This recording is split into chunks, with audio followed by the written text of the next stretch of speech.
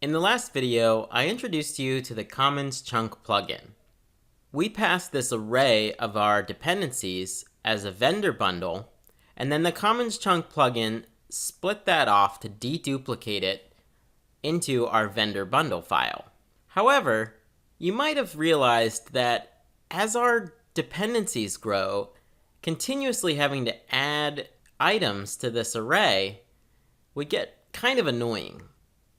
So I'm going to show you a little bit of an advanced technique in Webpack to be able to chunk out our vendor file purely based on our node modules folder.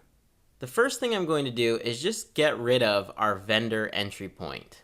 I'm going to leave the app entry point since we're still going to have multiple bundles. Then I'm going to scroll down to the commonsChunkPlugin configuration that we made, and I'm going to pass in a file name option in here and use our name.bundle.js like we use in our output.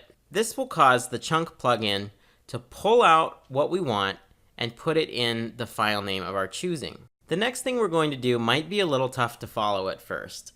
We're going to use the minChunks property of Webpack.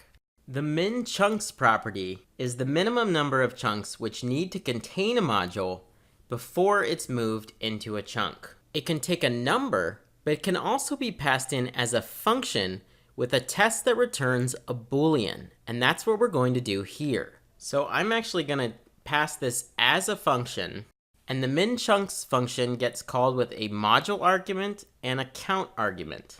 The module argument will be our vendor chunk that we've specified in the name property. That module has a context, which is the directory that stores the file. The count argument is how many chunks the module is used in. So first we're going to use our context, and then we're going to return a Boolean of whether the chunk is in our context and whether it's in our node modules folder.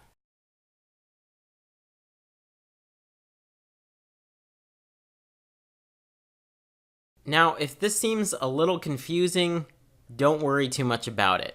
At first glance, this stuff with Webpack's context and searching through the context and chunking things out can be a little overwhelming.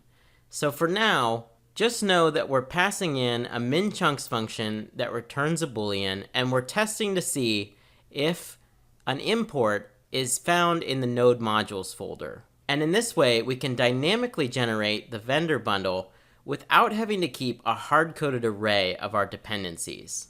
And of course, we can see this in action by opening up our terminal and running npm run build prod.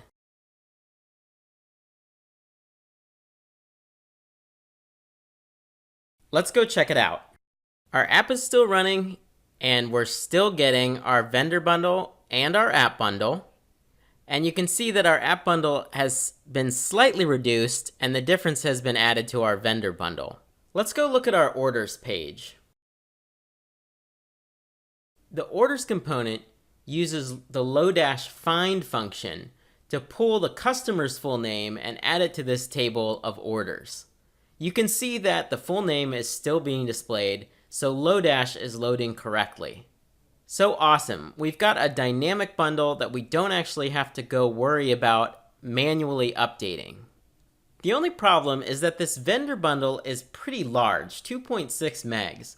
That's no big deal for development, but in production, that's just not going to fly. So the next thing we need to do as we work on optimizing our build is add a minification plugin to our production configuration.